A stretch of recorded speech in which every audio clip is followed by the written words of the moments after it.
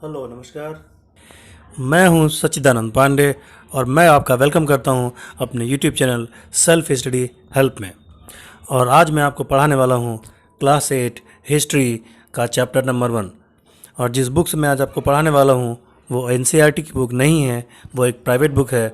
और उस private book का नाम है new Longman Vistas. New Longman Vistas class 8। ठीक है, तो चलिए बिना किसी देर के वीडियो को शुरू करते हैं। वीडियो को शुरू करने से पहले आप वीडियो को लाइक कर दें, चैनल को सब्सक्राइब कर दें, क्योंकि आपके लाइक और सब्सक्राइब से मोटिवेशन मिलता है और भी बेहतर काम करने की इंस्पिरेशन, प्रेरणा भी मिलती है। फ़िलहाल मैं आपको न्यू लॉन्गमैन विस्टास बुक के चैप्टर 1 का एक्सप्लेनेशन देने वाला हूँ। लेकिन आपके स्कूल में किसी दूसरे प्राइवेट पब्लिकेशन की बुक चलती है तो आप उस चैप्टर का पिक लेकर के, फ़ोटो लेकर के नंबर जो आपकी मोबाइल के स्क्रीन पे दिख रहा है इस पे आप मुझे सेंड कर दें, या पीडीएफ फाइल बना करके भी सेंड कर दें, तो मैं उस चैप्टर का भी एक्सप्लेनेशन अपने यूट्यूब चैनल पे डाल दूंगा। और साथ ही साथ उसी वीडियो में मैं उस चैप्टर के एक्सरसाइजेस को भी सॉल्व कर दूंगा। तो आइए बिना देर किए हम अपने चैप्टर न्यू लॉन्गमैन विस्टास के चैप्टर 1, जिसका नाम है modern period in Indian history when, where and how. Modern period in Indian history when, where and how. तो चलिए वीडियो को मैं शुरू करता हूँ। आपकी बुक में जो आपको ये हेडिंग दिखाई दे रहा है, transition to the modern period, इससे पहले थोड़ा सा इंट्रोडक्शन दिया है, आइए उसको भी हम लोग समझ लेते हैं। इंट्रोडक्शन में कह रहा है कि व्हाट इज हिस्ट्री, हिस्ट्री क्या है। इसके जवाब में ये लिखता है कि history is an unending dialogue between the past and present. ये लिख रहा है कि हिस्ट्री क्या है, तो पास्ट और प्रेजेंट के बीच में अनएंडिंग डायलॉग है। यानी ये एक ऐसा डायलॉग है जो पास्ट और प्रेजेंट के बीच चलता है, लेकिन इस डायलॉग का कोई एंड नहीं है। फिर आपकी बुक में कह रहा है कि इंडिया में 28 स्टेट्स हैं और 9 यूनियन टेरिटरीज़ हैं।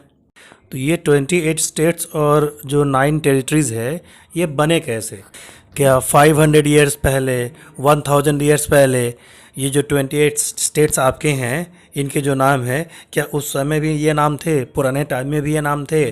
क्या जो 9 यूनियन टेरिटरीज़ बनी हुई हैं क्या इस नाम से पहले भी थी? तो ऐसा तो नहीं है। बहुत सारे ऐसे सिटीज़ हैं, बहुत सारे ऐसे स्टेट्स हैं जो पहले नहीं थे, लेकिन अब उनके नाम दूसरे चेंज हो गए हैं, पहले ये नहीं थे। पहले जो हिस्सा बीदर के नाम से जाना जाता था, आज वो महाराष्ट्र के नाम से जाना जाता है। फिर बाद में जो हिस्सा आपका जो मालाबार के तरह से नाम से जाना जाता था, वो आजकल केरला के नाम से जाना जाता है। जो कभी किसी ज़माने में अवध प्रोविंस के नाम से जाना जाता था, अब उसको आप यूपी के नाम से जानते हैं। तो इसमें इंट्रोडक्शन में यही सवाल पूछा गया है कि जो पहले चीज़ें थीं और आज की चीज़ें हैं, इनमें बहुत ज़्यादा टाइम डिफरेंस है, बहुत ज़्यादा सालों का अंतर है, ईयर्स का अंतर है। तो ये चीज़ें कैसे हुई और ये चीज़ें हमें कहाँ से पता चलती हैं कि पहले क्या नाम था, बाद में क्या नाम हुआ, पुराने ज़माने में कौन से स्टेट्स हुआ करते थे, या स्टेट्स थे भी कि नहीं थे। तो पुरानी चीज़ें जो मिलती हैं और जो नई चीज़ें, आज का हम जो इंडिया देख रहे हैं, क्या वो पहले जितना इंडिया जैसा ही था? पहले तो आपका अफ़गानिस्तान से लेकर के और म्यांमार तक इंडिया ही था। बांग्लादेश, म्यांमार और अफ़गानिस्तान ये सब इंडिया में ही था। लेकिन आजकल तो ऐसा है नहीं। आजकल तो बांग्लादेश अलग कंट्री है, पाकिस्तान भी आपकी अलग कंट्री है, अफ़गानिस्तान भी आपकी अलग कंट्री है और म्यांमार भी आपकी अलग कंट्री है। ठीक है, लेकिन आज से 800 ईयर्स पहले, 1000 ईयर्स पहले, 200 ईयर्स पहले ऐसा तो नहीं था। पूरा अफ़गानिस्तान से लेकर के और आपका म्यांमार तक, जिसको पुराने नाम से बर्मा के नाम से जाना जाता था, वो सब इंडिया था। तो आखिर ये चीज़ें हुई कैसे कि जो इंडिया अफ़गानिस्तान से लेकर के और म्यांमार तक था वो टुकड़ों में कैसे बट गया, पाकिस्तान कैसे बन गया, बांग्लादेश कैसे बन गया? तो इन सब सवालों के आंसर, जवाब हमें कहाँ मिलेंगे? तो हिस्ट्री में ही मिलेंगे। तो हिस्ट्री को लिखने का प्रयास बहुत सारे हिस्टोरियंस द्वारा किया गया। उसमें से आपके एक थे E.H. कार, जिन्होंने भी हिस्ट्री लिखी थी, और एक आपके थे जेम्स मिल्स। तो जेम्स मिल्स ने जो अपनी बुक लिखी, उस बुक का नाम था हिस्ट्री ऑफ ब्रिटिश इंडिया। ये बुक उन्होंने लिखी थी 1817 में। और 1817 में उन्होंने जो ये बुक लिखी थी, उसमें इन्होंने इंडिया की हिस्ट्री को 3 पार्ट में डिवाइड किया था। Indian history into Hindu, Muslim and British period. ठीक है। तो सबसे जो पहला उन्होंने इसमें चैप्टर बनाया था, जो पार्ट बनाया था, वो हिंदू हिस्ट्री बनाया था। फिर उसके बाद से मुस्लिम हिस्ट्री लिखा था।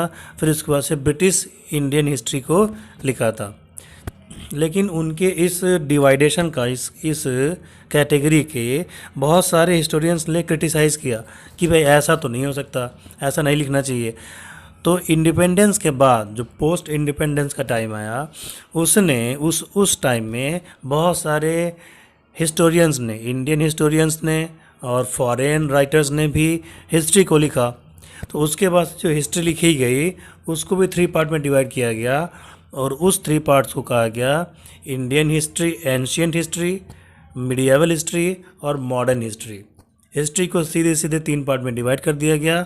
एंशियंट हिस्ट्री यानी कि पुराना हिस्ट्री, मिडिवल हिस्ट्री यानी कि बीच का हिस्ट्री, उसके बाद से मॉडर्न पीरियड यानी कि जो लेटेस्ट हिस्ट्री है उसका हिस्ट्री। तो ये जो डिवाइडेशन बाद में किया गया ये बहुत ही पॉपुलर हुआ, और आज भी हम इसी के अकॉर्डिंग हिस्ट्री को पढ़ते हैं। हम जेम्स मिल्स के अकॉर्डिंग हिस्ट्री को नहीं पढ़ते हैं, जो उन्होंने 3 पार्ट में उन्होंने भी डिवाइड किया था, हिंदू हिस्ट्री, मुस्लिम हिस्ट्री और ब्रिटिश हिस्ट्री। ये आजकल कंसिडरेशन में नहीं है, मान्य नहीं है। आजकल जो आपकी मान्य है थियरी, वो यही थियरी है कि एंशियंट हिस्ट्री, मिडिवल हिस्ट्री और मॉडर्न हिस्ट्री। अब आपको इस चैप्टर में मॉडर्न हिस्ट्री के बारे में ही पढ़ना है, और जो कि पहली आपकी हेडिंग है वो भी यही कहती है, transition to the modern period. और इस हेडिंग में आपको ये बताया गया है कि मॉडर्न पीरियड कैसे स्टार्ट हुआ।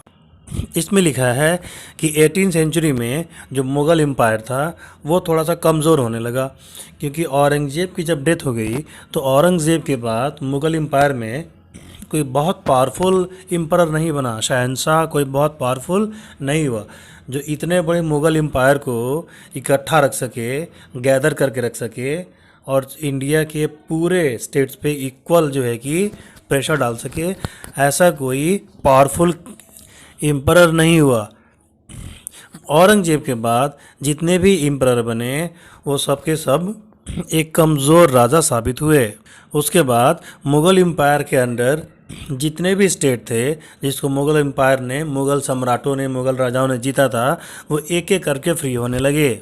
बंगाल फ्री हो गया, बंगाल के नवाब अलग से बंगाल पे रूल करने लगे। अब उनने दिल्ली से कोई मतलब नहीं था, वो दिल्ली के किसी कमान को नहीं मानते थे। और इधर आपका अवध प्रांत जो था, अवध स्टेट था, जो यूपी आपका था, वो भी फ्री हो गया, और वहाँ के नवाब भी फ्री होकर के शासन।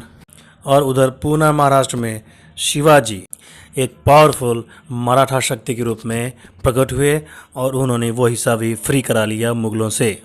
साथ ही साथ आप जिसे हैदराबाद कहते हैं वो इलाका भी निज़ामों ने फ्री करा लिया। यानी कुल मिला जुला के कहने का ये मतलब है कि जो मुग़ल एम्पायर था, जो मुग़ल साम्राज्य था, वो केवल दिल्ली तक ही सीमित होकर के रह गया था।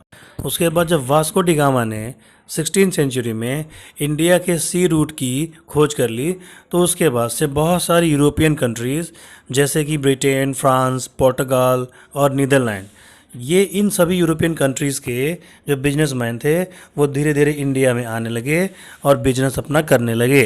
धीरे धीरे बिजनेस करते करते उन्होंने इंडिया में कुछ एरिया को, कुछ टेरिटरी को सिक्योर कर लिया। उसके बाद इंडिया में ये चारों यूरोपियन कंट्रीज़ बिजनेस करने लगे, लेकिन बिजनेस को लेकर के भी काफ़ी इन चारों के बीच में काफ़ी कंपटीशन था। सभी चाहते थे कि इंडिया का जो भी मार्केट है उस पर हमारा ही कब्जा रहे, यानी जो भी प्रॉफिट, अगर हम सिंगल रहेंगे, अकेले रहेंगे इस कंट्री में, तो जो भी प्रॉफिट होगा वो हमारा अपना होगा। चार के चारों कंट्री आ गए थे तो सब अपना अपना माल यहाँ बेच रहे थे, सब अपना अपना सामान यहाँ बेच रहे थे, तो प्रॉफिट बट रहा था। लोग तो उतने ही थे, जनता तो उतनी ही थी। तो अगर हम सिंगल रहेंगे, यहाँ पे हम रहेंगे, तो हम बहुत ज़्यादा मैक्सिमम प्रॉफिट यहाँ से ले सकते हैं। तो भारत के मार्केट पे, इंडिया के मार्केट पे कंट्रोल को लेकर के जो सबसे पहला वार हुआ वो डच यानी कि हॉलैंड या नीदरलैंड वाले। हॉलैंड भी उसी कंट्री को कहते हैं, नीदरलैंड भी उसी कंट्री को कहते हैं, और नीदरलैंड और हॉलैंड में जो रहने वाले होते हैं उन्हें डच कहा जाता है। तो नीदरलैंड और ब्रिटेन से पहला वार हुआ कंट्रोल को लेकर के, जो कि 1759 में बेदरा नामक जगह पे हुआ था। और उस बेदरा के वार में ब्रिटेन ने, अंग्रेज़ों ने नीदरलैंड्स को हरा दिया और इंडिया से बाहर भेज दिया। अब उसके बाद से इंडियन मार्केट को कब्ज़ा करने में जो ब्रिटेन का सबसे बड़ा कंपटीटर था वो फ्रांस था।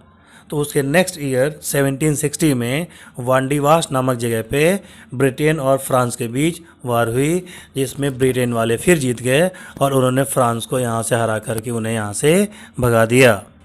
इस तरीके से इंडिया के मार्केट में बिजनेस करने के लिए बस एक ही यूरोपियन पावर रह गई थी, एक ही यूरोपियन कंट्री बच गई जिसका नाम था ब्रिटेन। उसके बाद धीरे धीरे ब्रिटेन वालों ने अपनी पॉलिसी लगाते हुए यहाँ के जो नवाब थे, यहाँ के जो किंग थे, उनको लालच देते हुए, आर्मी के हेल्प का लालच देते हुए धीरे धीरे यहाँ प्रॉपर्टी खरीदनी शुरू की, ज़मीनें खरीदनी शुरू की और अपना बिजनेस बनाना यहाँ से स्टार्ट किया। लेकिन 1760 में वांडीवाश के वार से 3 इयर्स पहले यानी कि 1757 में इंडिया में एक बहुत ही इम्पॉर्टेंट इंसिडेंट घटी थी, एक बहुत ही इम्पॉर्टेंट वार हुआ था जिसे बैटल ऑफ प्लासी के नाम से जाना जाता है। प्लासी का वॉर ये हुआ था आपका 1757 में, और इस 1757 के प्लासी के वार में ब्रिटेन वालों ने बंगाल के नवाब, जिनका नाम था सिराजुद्दौला, उनको हरा दिया था। अब पूरे बंगाल के मार्केट पे, साथ ही साथ पूरे बंगाल पे ब्रिटेन वालों का कब्ज़ा हो गया था। इसके बाद ये बंगाल में बिना रोक टोक के बिजनेस करने लगे। इनको कोई टैक्स नहीं देना होता था और बंगाल का सारा पैसा ये लूटने लगे। उसके बाद अंग्रेज़ों का लालच फिर बढ़ा और 1764 में बक्सर के वार में, बक्सर आपका इस समय बिहार में है, बक्सर के वार में इन्होंने और 2 नवाबों को हरा करके पूरा बिहार और उड़ीसा पे भी कब्जा इन्होंने कर लिया। उसके बाद से धीरे धीरे पूरे इंडिया पे ब्रिटेन वालों का कब्ज़ा हो गया। अब आइए नेक्स्ट हेडिंग की तरफ आगे बढ़ते हैं, देखते हैं अगली हेडिंग। आपकी नेक्स्ट हेडिंग है डेवलपमेंट्स इन द वर्ल्ड। इस हेडिंग में बताया गया है कि जब इंडिया में ब्रिटेन वाले पूरे इंडिया कंट्री को धीरे धीरे कब्ज़ा कर रहे थे, ठीक है, तो उस समय यूरोप में एक रेवोल्यूशन चल रहा था जिसे हम इंडस्ट्रियल रेवोल्यूशन के नाम से जानते हैं। अब इंडस्ट्रियल रेवोल्यूशन में होता क्या है कि बहुत सारी फैक्ट्रियां लगती हैं, बहुत सारे कारखाने बनते हैं और इंडस्ट्री का डेवलपमेंट होता है, उद्योग धंधों का विकास होता है। तो ब्रिटेन में, खासकर यूरोप में, खासकर ब्रिटेन में इंडस्ट्रियल रेवोल्यूशन ज़ोरों पर था, क्योंकि वहाँ की पॉपुलेशन बढ़ रही थी तो धीरे धीरे इंडस्ट्रीज़ बढ़ानी भी ज़रूरी थी। तो वहाँ पे ज़्यादा से ज़्यादा फैक्ट्रियाँ लग रही थी, ज़्यादा से ज़्यादा प्लांट लग रहे थे और जो भी सामान हाथों से बनाए जाते थे, यानी हैंडमेड सामान बनाए जाते थे या हैंडीक्राफ्ट से बनाए जाते थे, अब वो मशीनों से बनाए जाने लगे, क्योंकि साइंटिफिक इन्वेंशंस होने लगे थे, मशीनें बनने लगी थी, तो मशीनों से भी सामान वहाँ पे बनाए जाने लगे। और बहुत ज़्यादा जब सामान बनाए जाने लगे तो वहाँ का मार्केट उन सारे सामानों से सेचुरेटेड हो गया, भर गया। तो अब उनको नए मार्केट चाहिए थे, नए कंट्री के मार्केट चाहिए थे जिसमें वो अपने मशीन मेड प्रोडक्ट्स को बेच सकें। और यही रीज़न है कि ब्रिटेन वाले जब इंडिया में बिजनेस करने आए और जब उन्होंने देखा कि यहाँ के किंग, यहाँ के नवाब तो आपस में ही लड़ाई करते हैं और यूनिटी नाम की चीज़ नहीं है, आपस में ही वो एक दूसरे की टांग खींचने में बिजी रहते हैं, तो धीरे धीरे उन्होंने पूरे इंडिया को कब्ज़ा करने का सोचा, ताकि पूरे इंडिया पे कब्ज़ा रहेगा तो हमें किसी नवाब को, किसी किंग को, किसी राजा को टैक्स नहीं देना पड़ेगा और जितना मर्जी चाहे हम यहाँ से बिजनेस करके और बहुत ज़्यादा पैसा यहाँ से कमा सकते हैं। और इसी रीज़न से उन्होंने धीरे धीरे पूरे के पूरे इंडिया को गुलाम बना लिया, स्लेव कर दिया। और उसके कुछ सालों बाद, 100 ईयर्स बाद, पूरे के पूरे यूरोप में एक नेशनलिज्म की भावना आने लगी, नेशनलिज्म आने लगा। अब यहाँ थोड़ा नेशनलिज्म को भी आप समझ लीजिए, नहीं तो फिर आगे आप समझ नहीं पाएंगे।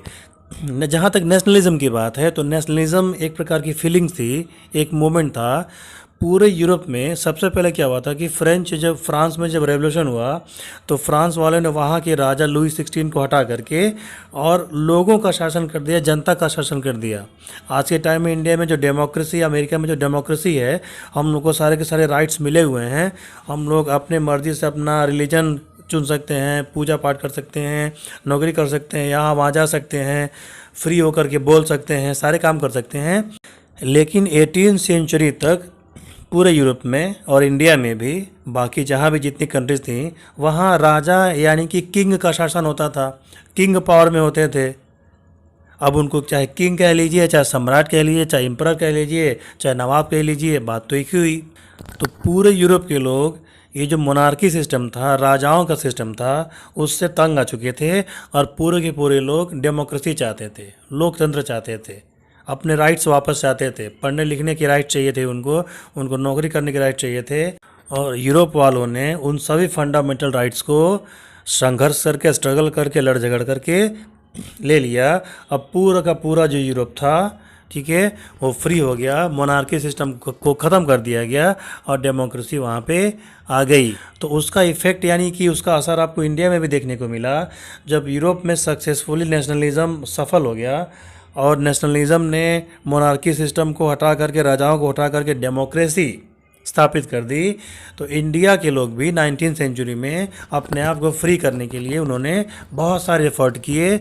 और गांधी जी, सुभाष चंद्र बोस, जवाहरलाल नेहरू, सरदार वल्लभ भाई पटेल जैसे नेता आए और इन सब के एफर्ट से, कंबाइन एफर्ट से इंडिया बाद में फ्री हो भी गया। अब आइए आपके नेक्स्ट हेडिंग पे चलते हैं, जिसका नाम है source for studying the history of the modern period. तो आपकी अगली हेडिंग है source for studying the history of modern period. इस हेडिंग में ये बताने की कोशिश की गई है कि मॉडर्न पीरियड में जो भी हिस्ट्री है, तो हम ये वो हिस्ट्री कहाँ से मिलती है, मतलब वो इन्फॉर्मेशंस जो हम आज पढ़ते हैं, मुगल्स के बारे में पढ़ें, राजपूत राजाओं के बारे में पढ़ें, मराठाओं के बारे में पढ़ें, निज़ामों के बारे में पढ़ें, किसी के बारे में भी हम मॉडर्न हिस्ट्री पढ़ते हैं, हमें इतने सारे वॉर के बारे में जानकारी मिलती है, तो ये कहाँ से मिलती है। तो आपकी बुक में ये बता रहा है कि लिटरेरी और डॉक्यूमेंटेड सोर्स। तो लिटरेरी सोर्स जो होते हैं, लिटरेरी का मतलब होता है लिटरेचर से, यानी कि बुक्स लिखे गए, कविता लिखा गया, कहानी लिखा गया, स्टोरी लिखा गया, एपिक लिखा गया, ठीक है, कहानी लिखी गई या किसी ने अपनी बुक लिखी, तो उसको लिटरेरी सोर्स के रूप में हम मानते हैं। डॉक्यूमेंटेड सोर्स का मतलब होता है किसी ने जो कोई डॉक्यूमेंट लिखा या डॉक्यूमेंटेड फॉर्म में है। तो लिटरेरी सोर्स और डॉक्यूमेंटेड सोर्स आपके मॉडर्न पीरियड में ज़्यादा मिलते हैं। Modern period in the sense 1600 के बाद का टाइम। लेकिन जो पुराने टाइम की हमें जानकारी मिलती है, जैसे सम्राट अशोक के समय की भी जानकारी मिलती है, हर्षवर्धन के समय की जानकारी मिलती है, गुप्ता डायनेस्टी के समय की जानकारी मिलती है, ठीक है, महाजनपद काल के समय की जानकारी मिलती है, या इंडस वैली सिविलाइजेशन के समय की जानकारी मिलती है, जो जीसस क्राइस्ट के जन्म के 1000 ईयर्स बिफोर, 2000 ईयर्स बिफोर के टाइम की हमें जानकारी मिलती है। तो ऐसी इन्फॉर्मेशंस, ऐसी जानकारियाँ हमें कौन से सोर्सेज से मिलती हैं। तो उसमें आपका आता है आर्कियोलॉजिकल एक्सकेवेशन। आर्कियोलॉजिकल एक्सकेवेशन का मतलब हुआ कि जब ज़मीन की खुदाई होती है, ठीक है, तो नीचे से जो पुराने खंडहर निकलते हैं, ओल्ड स्ट्रक्चर निकलते हैं, तो उनको हम एक्सकेवेशन कहते हैं। जैसे हड़प्पा और मोहनजोदारो, इसका भी जो एक्सकेवेशन हुआ था वो इसी टाइप से हुआ था। 1920 या 21 के आसपास, जब ब्रिटिश के राज में लाहौर से रावलपिंडी तक जब रेलवे लाइन बिछाई जा रही थी, जब उसकी रेलवे लाइन बिछाने के लिए जब खुदाई की जा रही थी, ज़मीन को खना जा रहा था, डिग किया जा रहा था, तो अंदर कुछ स्ट्रक्चर मिला। जब अंदर कुछ खंडहर जैसा स्ट्रक्चर मिला, तो वहाँ के मज़दूरों ने बताया, ब्रिटेन वाले के ऑफिसर्स को बताया। तो फिर आर्कियोलॉजिकल की टीम वहाँ गई, रखाल दास बनर्जी उसके हेड थे। तो जब पूरा उसको खोदा गया, तो ज़मीन के नीचे ही एक पूरा का पूरा सिटी बसा हुआ था। इंडस वैली सिविलाइजेशन की मोहनजोदारो और हड़प्पा जो सिटी थी, उसके नीचे ही मिली थी। तो इसी तरीके से टाइम टू टाइम चीज़ें मिलती रहती हैं, खुदाई होती रहती है, डिग होता रहता है और हमें पता चलता रहता है। फिर उसके बारे में आपका आता है केव पेंटिंग। तो केव पेंटिंग का मतलब क्या हुआ कि पहले के लोग, जो गुफाएं होती थी, जो पहाड़ होते थे, उसको काट काट के गुफाएं बनाई जाती थी। तो उन गुफाओं पे ही पहले लोग पेंटिंग करते थे।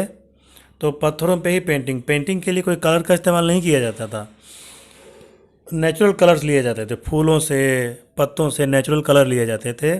और पहले उनको छीनी हथौड़े से उनको कट किया जाता था, पत्थरों को, और कट करने के बाद से फिर उसमें मिट्टी का लेप लगा करके उसमें पेंटिंग की जाती थी। तो उससे भी हमें बहुत प्रकार की इन्फॉर्मेशन मिलती है पेंटिंग से ही। पॉटरी का मतलब होता है बर्तन, मिट्टी के जो बर्तन बनते हैं, तो उससे भी हमको बहुत सारी जानकारियाँ मिलती हैं। कॉइनेज, जो कॉइन्स मिलते हैं, सिक्के मिलते हैं, कई राजा जो क्या कोई मुग़ल सम्राट राजा जो भी पुराने समय के होते थे, वो क्या करते थे कि अपने अपने सिक्कों पे अपना नाम लिखवाते थे, अपनी रानी का नाम लिखवाते थे, ठीक है, या जिस देवी देवता की पूजा करते थे उसके बारे में लिखवाते थे। तो इससे इन सब चीज़ों की इन्फॉर्मेशन हमें इन सब चीज़ों से मिल जाती है। फिर आता है आपका बायोग्राफीज़ ऑफ द रूलर्स। कई सारे जो रूलर्स थे उनके जो दरबार में जो पोइट रहते थे उन्होंने उनकी बायोग्राफी लिखी है, उनकी जीवन के बारे में लिखा है। तो इस सोर्सेज से भी हमको जानकारियाँ मिलती रहती हैं। तो आइए चलते हैं नेक्स्ट हेडिंग पे। नेक्स्ट हेडिंग आपकी है बुक्स, न्यूज़पेपर एंड मैगजीन्स। अब इस हेडिंग में आपको बताया जा रहा है कि 18 सेंचुरी तक आते आते इंडिया में बहुत सारे प्रिंटिंग प्रेस खुल चुके थे। अब आपकी इस बुक में पूरी की पूरी बात तो नहीं बताई गई है, लेकिन मैं आपको समझाने का प्रयास करता हूँ। सबसे पहले जो पुर्तगाली यहाँ पे आए तो वो गोवा में, दमन दीव में आकर के बस गए। तो पुर्तगालियों ने ही सबसे पहले प्रिंटिंग प्रेस यहाँ पे इंडिया में इंट्रोड्यूस किया था। और इंडिया में जो सबसे पहली बुक प्रिंटिंग प्रेस से छप कर के आई वो बाइबिल थी, क्योंकि वो आपके क्रिश्चियन मिशनरीज थे। क्रिश्चियन मिशनरीज़ को यहाँ अपने ईसाई क्रिश्चियनिटी धर्म का, रिलीजन का प्रचार प्रसार करना था। तो उन्होंने बहुत ज़्यादा मात्रा में, अमाउंट में बाइबिल्स वहाँ पे प्रिंट करवाई। तो 1650 के आसपास कैसे के आसपास सबसे पहले यहाँ पे बुक छपनी शुरू हुई। उसके बाद से जब यहाँ प्रिंटिंग प्रेस और भी हो गए, बम्बई में, गुजरात में, हर जगह जब प्रिंटिंग प्रेस धीरे धीरे बनने लगे, तैयार होने लगे, तब क्या किया गया कि बहुत सारी बुक्स छपी। तो उस ज़माने में जो रूलर थे, जो किंग थे, या ब्रिटेन वाले जो राज करते थे हमारे कंट्री पे, तो उन्होंने भी अपनी अपनी बुक्स जो है कि बहुत सारे राइटर थे जिन्होंने बुक्स लिखा, न्यूज़पेपर छपना शुरू हुआ। सबसे पहला जो न्यूज़पेपर आपका छपा था इंडिया में, उसका नाम दिया हुआ है, उसका नाम था बंगाल गज़ेट। उसका नाम क्या था? उसका नाम था बंगाल गज़ेट, और वो पब्लिश हुआ था 1780 में कोलकाता से, ठीक है। और बंगाल गज़ेट के पब्लिकेशन के बाद बहुत सारे ब्रिटिश ने और बहुत सारे इंडियंस ने भी बहुत से टाइप के न्यूज़पेपर जो है कि छापने शुरू किए। तो उन न्यूज़पेपर्स में उस ज़माने की बातें लिखी हुई मिलती हैं, ठीक है। तो इस हिसाब से न्यूज़पेपर से भी हमें बहुत सारी जानकारियाँ मिलती हैं। तो जब न्यूज़पेपर छपने लगी तो मैगज़ीन्स भी छपने लगी, पत्रिका भी छपने लगी।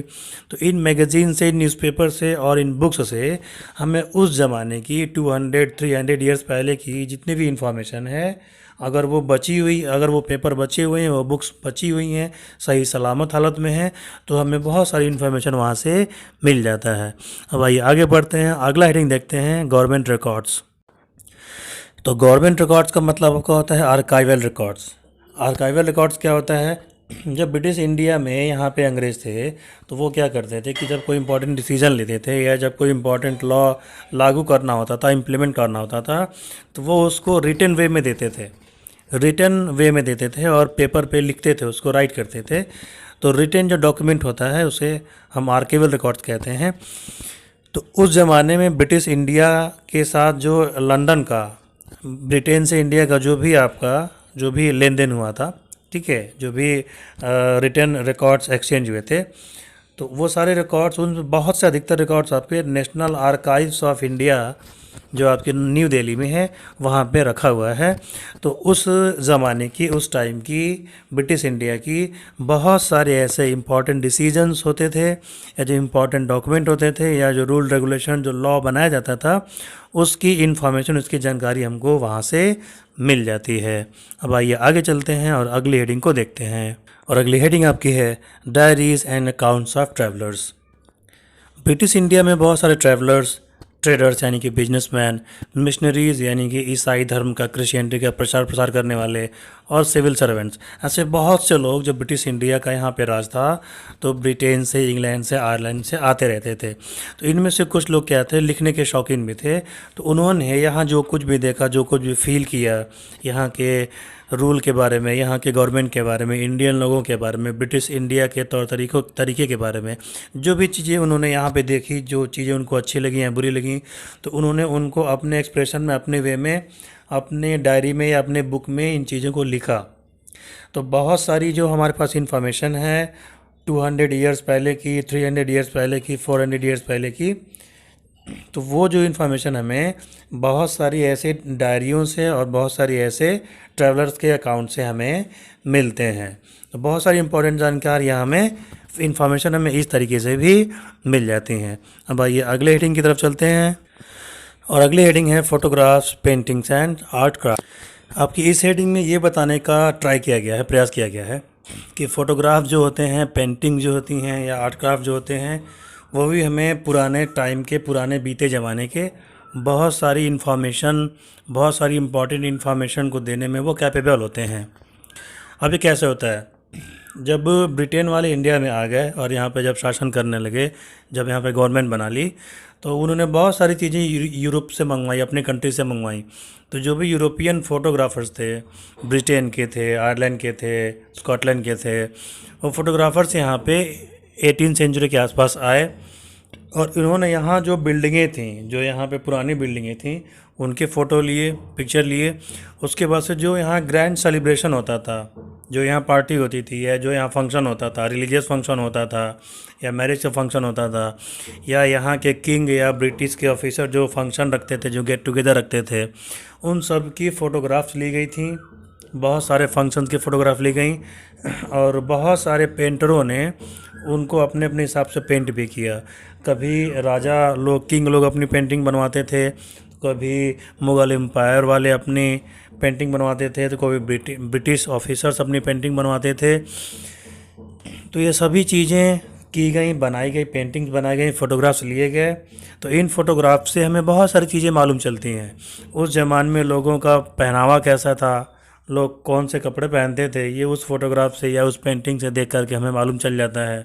पहले के लोग और अब के लोगों में कपड़े पहनने में क्या अंतर था, किस टाइप के कपड़े पहना करते थे, पुरानी जो बिल्डिंग थी आज वो बिल्डिंग है कि नहीं, या आज वो बिल्डिंग्स अभी भी मौजूद है, अभी भी सही सलामत है, तो तब कैसी दिखती थी और आजकल वो कैसी दिखती है।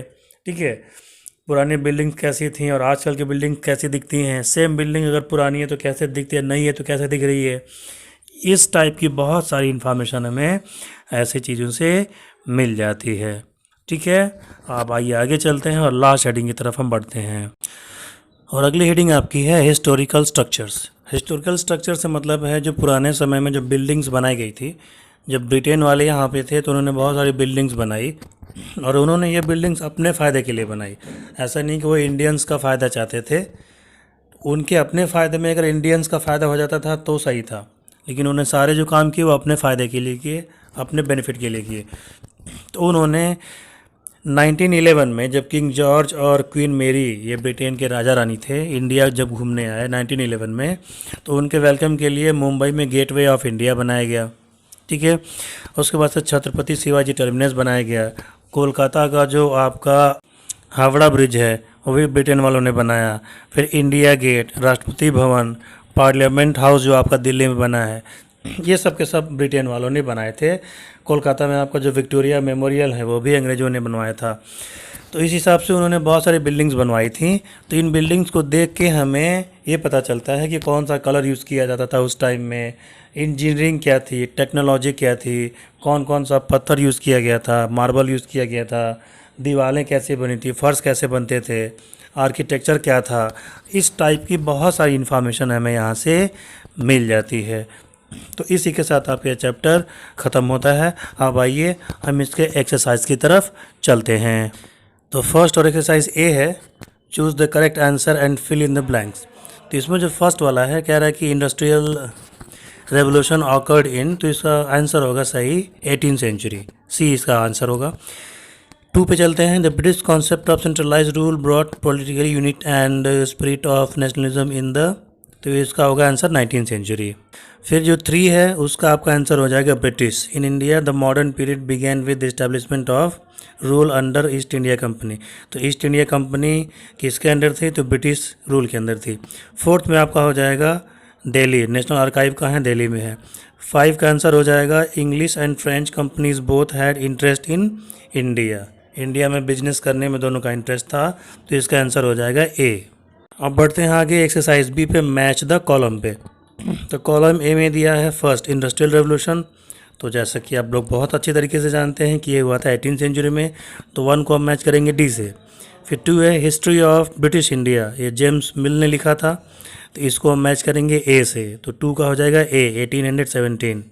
फिर 3 वाला जो आपका है बैटल ऑफ प्लासी, तो बैटल ऑफ प्लासी को हम लोग मैच करेंगे 757 से, बी से, ठीक है। और 4th है आपका बैटल ऑफ बक्सर, तो बच गया ई वाला, तो बैटल ऑफ बक्सर को हम किससे मैच करेंगे 1764 में, क्योंकि बैटल ऑफ बक्सर 1764 में हुआ था और बैटल ऑफ प्लासी कब हुआ था 1757 में हुआ था। तो अब आइए आगे बढ़ते हैं एक्सरसाइज नंबर सी पे। एक्सरसाइज सी आपका है ट्रू फॉल्स वाला। तो फर्स्ट सेंटेंस आपका क्या है, the battle of Plassey and battle of Buxar gave the British complete control over the Bengal province, ये आपका ट्रू है, क्योंकि बैटल ऑफ बक्सर और प्लासी के बाद ही पूरे बंगाल पे आपका ब्रिटेन का कब्जा हो गया। तब आपका जो बंगाल था या बंगाल था या उड़ीसा था या बिहार था, वो अलग नहीं था, वो बंगाल में ही आता था। 2 आपका है the concept of India as one nation began to take shape under the French, तो ये आपका फॉल्स है। 3rd वाला आपका है the archival records are scarce for the study of British history in India, तो ये आपका ट्रू हो जाएगा। उसके बाद से 4 है the industrial revolution led to introduction of human made goods, तो ये आपका फॉल्स हो जाएगा, क्योंकि इंडस्ट्रियल रेवोल्यूशन में ह्यूमन मेड गुड्स नहीं थे, जबकि मशीन मेड्स गुड्स थे। 5 आपका है Anglo French rivalry ended with the establishment of British dominion, ये आपका ट्रू है, ठीक है। तो आइए आगे बढ़ते हैं डी की तरफ। तो डी का जो आपका फर्स्ट वाला है, इसका आंसर हो जाएगा बंगाल। 2 है after the industrial revolution goods were manufactured in, तो ये आपका ब्रिटेन हो जाएगा, और ब्रिटेन की जगह यूरोप लिख देंगे तो भी सही है आपका। 3 वाला है historian should interpret written source of history with causes as they can be quite, तो इसमें ये हो जाएगा बायस्ड। नंबर 4 की बात करते हैं, इंडिया बिकेम कॉलोनी, यहाँ हो जाएगा colony of the British east India company. 5th वाला आपका है was the India's first newspaper published in 1780 from Kolkata, तो इसका हो जाएगा आपका बंगाल गजेट। तो लीजिए इसके साथ ही साथ इस पूरे चैप्टर के एक्सप्लेनेशन के साथ साथ मैंने एक्सरसाइजेज भी आपकी करवा दी। उम्मीद है ये वीडियो आपको पसंद आई होगी। वीडियो पसंद आई है तो वीडियो को लाइक ज़रूर करें, और चैनल को आपने अभी तक अगर सब्सक्राइब नहीं किया है तो सब्सक्राइब भी कर दें। मिलते हैं आपसे अगले वीडियो में, तब तक के लिए जय हिंद जय भारत।